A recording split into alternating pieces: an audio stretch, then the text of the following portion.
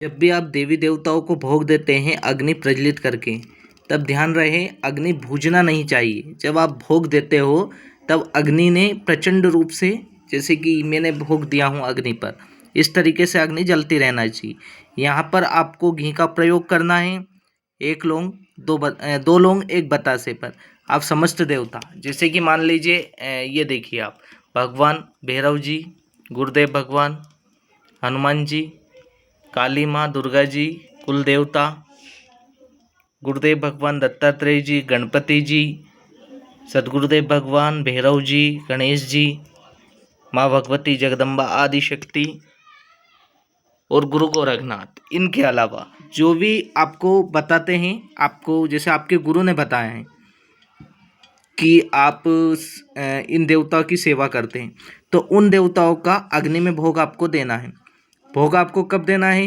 भोग जैसे आपको बता दिया है आपके गुरु ने कि आप साधनाएं कर रहे हैं, तब भी आपका इसी तरह अग्नि में आपका भोग जाएगा। साधना के दौरान भी आप हमसे लेकर किसी देवी या देवता की साधना करते हैं तो आपका सुबह शाम का जो भोग है इसी तरह अग्नि में जाएगा।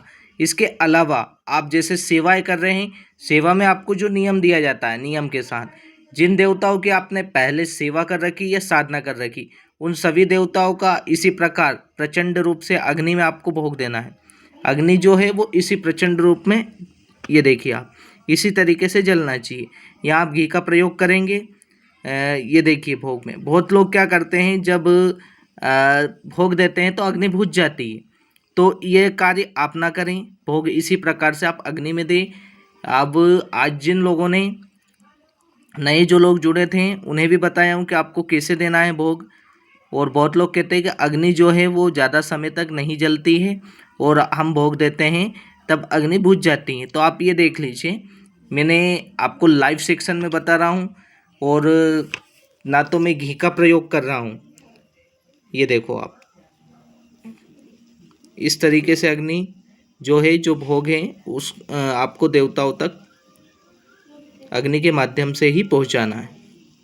और जिन देवताओं को देना है वो भी मैंने आपको बता दिया हूँ कि किन देवताओं को देना है। इसमें लास्ट में जो आप भोग देंगे वो गुरु तत्व की, गुरुमंडल के सभी देवताओं को आपको भोग देना है। इसके बाद स्थान देवता, नगर खेड़ा के महाराज, माता मदानंद, माता शीतला मसानी, उनको भोग देना है। इसके बाद आपने जैसे बगलामुखी की साधना कर रखी है, किसी महाविद्या की, माता तारा की साधना कर रखी है, तो आपने जिन देवी या देवता की साधनाएं कर रखी है उन देवी देवताओं को भी आपको भोग देना ही देना है।